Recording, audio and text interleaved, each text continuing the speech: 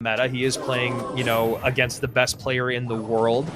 We saw a little bit of that from BM afterwards. So he at least seems like he's in the right place, whereas other players seem like maybe they're just still adapting to what the current meta is. Guriko might be running back what he has been practicing with, or what he most recently practiced with while he's been waiting, which is this mortar deck with Golden Knight, Bats, Lightning, Gang, Spears, and Log.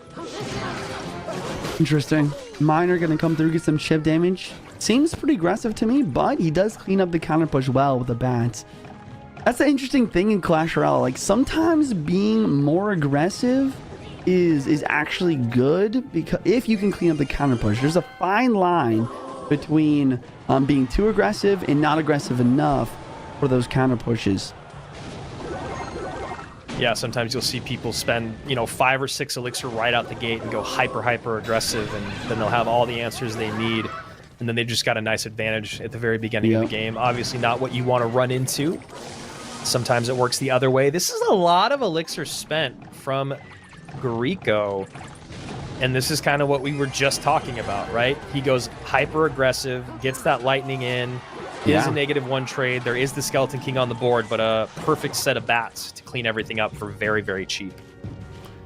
Yeah, we saw a similar matchup to this matchup earlier, but this time Guriko has a Golden Knight, which is going to be much better versus Swarms than the Boss Bandit. He also has the Log instead of arrows. So I think that's going to give him a little bit more possibilities, or a little bit more advantage when it comes to defense. But despite that, it's still going to be difficult to deal with the Witch, the Skelly King, and even the Tombstone when you are running the Cannoneer. So Spears get a little bit of damage in as the Golden Knight cycled in the back. Log comes down to clean up the Skellies and misses the Tombstone. Wow. Unfortunately. I was going to say that Log looked really low, but I'm like, all right, you're the pro, not me. Interesting. Oh, wow. Golden Knight does not go to the Witch, but Lightning gets value. And does clean up a lot of the Skellies. And this is the strength of Evo Bats. This is one of the reasons why this deck specifically can do well versus Royal Giant. Once you get those Evo Bats in cycle, the E-Spirit is pretty much useless in that situation. Yeah, Evo Bat's still one of my favorite Evos in the game. I really do love that the ability for them to survive through a small spell is basically what their evolution is. I mean, obviously there's the vampire effect and a little bit of HP, but the biggest value always comes when your opponent doesn't have a spell to take them off the board. I love this Goblin Gang placement from Guriko on the left side, knowing the Log's going to come through, or at least preparing for that possibility, and that allows for a very solid defense, and he's just up so much damage here. And this is exactly the situation that you want to get in against these Royal Giant matchups, right? You've got good damage in single, you've been doing and chipping away in double, you're not getting too aggressive. You know, we just saw that Miner play defensively. You're not trying to make big things happen when you've already got a big damage lead. And we'll see if Guriko can just kind of ride that wave as this goes on. You know, if I'm Guriko right now, I'm doing exactly what he's doing, setting up defense in the back, making sure I have a response for that Skeleton King ability. I have the Lightning ready to go to catch the Witch as she works down the left-hand side of the board, doing all the things right at this moment.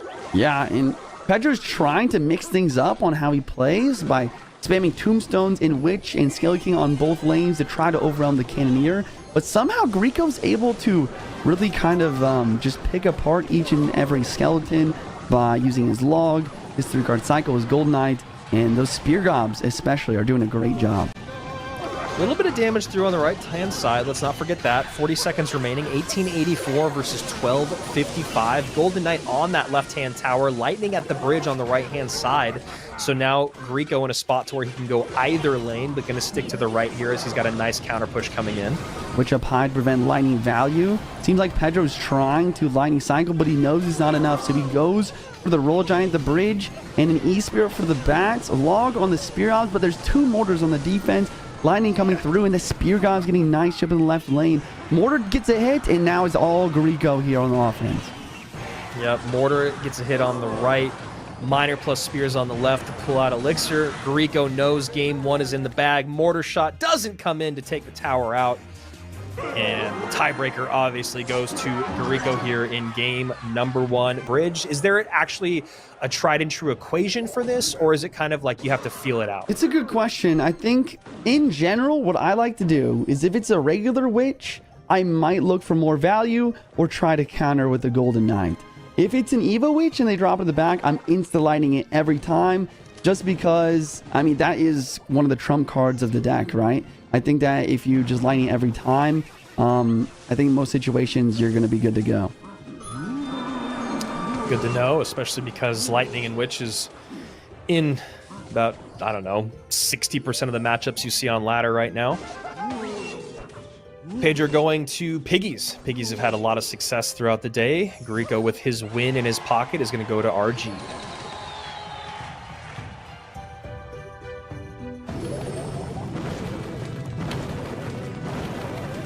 Earthquake cycle in here from Pedro as Guriko just going to kind of sit back. Makes sense, right? Guriko's going to sit here, and he wants to get to double elixir as soon as possible. He knows that Pedro has the advantage in single, and so does Pedro. So here he goes, split Skellies plus split Hogs, hoping that those Skellies can get a little bit of value. Hunter on the right-hand side plus E-Spirit on the left cleans up the Skellies, but not after a good amount of damage is done. Now we see a Ram Rider sneak in front of that Hunter. Delivery going to come down, do some nice cleanup. Delivery plus Cannon going to be just enough. And Guriko recognizing it's going to be a little bit tougher to break through than he thought. Thought it was going to be RG, ends up being Ram Rider. Guriko is Japanese, as I see someone in the chat asking. Guriko, really nice guy. AQ down, meet this boss bandit. Curious to see how the boss bandits dealt with here. A lot of those small cards to be able to soak up that dash, but also not a lot of damage to come in to deal with it other than with the AQ. No big spell, though, to deal with the Archer Queen. MK cycled in the back. That MK is going to be interesting to see. I like that he plays it early on, not to have to worry about the Royal Hogs, because Guriko had like a bit of map control. And now we'll see if that MK is just held through the rest of this matchup to find those piggies, as that Ram Rider does find the second cannon that comes down there. See, this is one of those matchups where it's like, okay, surely Guriko has the matchup, right? Because he has Mega Knight and goes for Royal Hogs, and he has a good offense. But the thing is, when you are playing this matchup from a pro player, like a pro player is playing this matchup, like, they're somehow going to find a way to have perfect defense and just Earthquake cycle and sneak into Royal Hogs when they can. Yep. Yeah, because what happens, I think, Juicy, is you as that Mega Knight player, you're kind of holding that card to meet those piggies. Yep. And then, like you're talking about, as that EQ, AQ, Hoggies player, you just sit there and defend perfectly. You hold on to your lead, and then you make your opponent play desperately. Now that MK's out of cycle because they're trying to break through. And as you said, defend, defend, defend. MK's out of cycle, find a moment to sneak the Hoggies in if it's there. And, I mean, that's literally it. Right there, that was, I think, everything that Guriko could put in the tank and throw at Pedro. No damage in. Yeah, I mean, I thought for sure that you were caster cursing them again and that the Ram Rider was going to connect. But then I saw the Earthquake perfectly drop down, slowing everything, making it so the tower had just enough time. And Guriko just doing his best to make something happen. He's going to try and make a dual lane pressure with the Boss Bandit and the Mega Knight. But here we go. Earthquake. Cycle once again. The Queen getting good value. The cannons are stacking on the board. Will Guriko break through in this push? Feels pretty tough, man. Feels pretty tough. Second cannon going to come down there. Second MK down in the opposite lane, which means a second Ram Rider should be coming through soon. Boss Bandit comes down. Not enough elixir for anything else to come on the board, and now this is just becoming a bit of a bridge spam situation without your win condition coming through. Does get the second cannon out on the opposite side, but delivery plus Ice Spirit plus is all going to be enough. I mean, almost a perfect game from Pedro. I mean, barely any scratches on his tower whatsoever. There's 15 seconds left. He has time for one big push. Evo Mega Knight, Boss Bandit, but the Evo Ice Spirit. Probably the most underrated evolution in Clash Royale right now. Even after the nerf where it's 2 stuns instead of 3, it still does a great job of stalling everything, allowing for the towers, the cannons to get the DPS down. Pedro taking game number 2. Perfect game from this man. This is one of those few moments where I'd actually love to see how many times a card was played. That's the situation, right? If you're trying to look for RG and for Piggies, he's already used Cannon and he's used Tombstone. We've talked about how Bomb Tower is not super effective. Do you go to Goblin Hut? Do you run Bomb Tower? Do you stick with Inferno, but then it's not good against Piggies? Like, exactly. What's the thought process? I mean, I think you nailed it there. Like, the thing is it's kind of a rock, paper, scissors thing, right?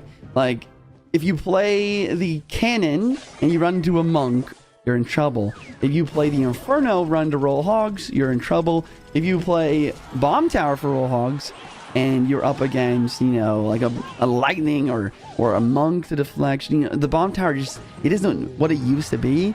I think that Tesla is kind of the solid medium, but I don't know. It still does really just get wiped out by the Lightning, which is the most used spell. But thankfully, or thankfully for Pedro anyways, the Lightning is actually out on both players. So I do think the Tesla is a solid option here for building from both players, actually. And there you go. Tesla out on both sides as the Little Prince comes into play. We've seen Little Prince a couple times throughout the day, and it's been kind of in this minor control thing a couple times. Monk Exy Drill, so kind of a heavier version of Drill than we've seen. Interesting. Yeah, I wonder what Guriko's last card is here. I would actually love to see a Tornado. Even though Tornado is nerfed, I think it does still synergize with the Executioner, with the Boulder, and splash cards like that. I think it's pretty necessary, actually. There it is. And I was just going to say, you want it for moments like that, where you want to be able to get a Valkyrie or something away, because otherwise you have nothing there to kind of make way for your Drill. Right. 2488 to 28. Yeah, well, I'll tell you what the end of this hit. Miner goes in. 2471. Thank you. I appreciate that. Yeah, okay. Goblin Drill inbound. Guards cleaning up. And this is an interesting matchup here. I think it's really going to come down to if Guriko can break through with his Executioner. Because that poison does give a little bit of an advantage to Pedro for the direct damage, at least. Yeah, and also, like, if you're Guriko, Juicy, how do you get that Drill on tower effectively? Because you can't really NATO the guards super effectively away. Yeah. It feels like it's going to be kind of tough for him to actually break through, other than with what you're talking about of getting some good Exy splash damage in. Yeah, I mean, I think you're right. I think that he does need to get a Monk Exy Drill just to force out responses and then try and get a Tornado. The thing is that Pedro knows that's what he needs to do, so he's going opposite lane, he's applying pressure, and he's trying to force out Elixir a lot of the time. Wow, that Tesla got melted. Little Prince working its way across the left-hand side of the board. NATO to pull the Valkyrie back, but guards there to catch. 2287 as Guriko gets guards down to defend. And decent Monk damage in on the right-hand side. 2248, 2287. A very, very close game number 3 here. Valkyrie gets some hits. Miner's trying to get chip damage.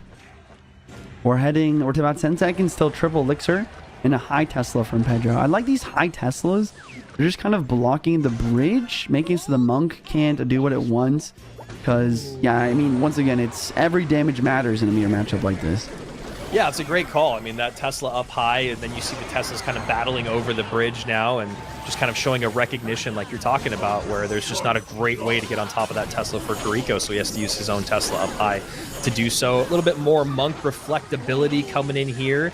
Guard's going to be there to catch the Drill. Guard's going to be there to catch the Miner. Little Prince walks away, though. Oh, okay. So now we see a Tesla having to come out. Yep. Valkyrie can now maybe get NATO'd away. Yes, he does. 2184, 1888. Guriko starting to create a little bit of a gap here. Only 20 seconds remaining. Naked Poison in. Excuse me, 2165, I guess, was the lower tower on the right-hand side. As that Poison comes in. 1888 still to 1927. Poison comes back down. Miner goes back in.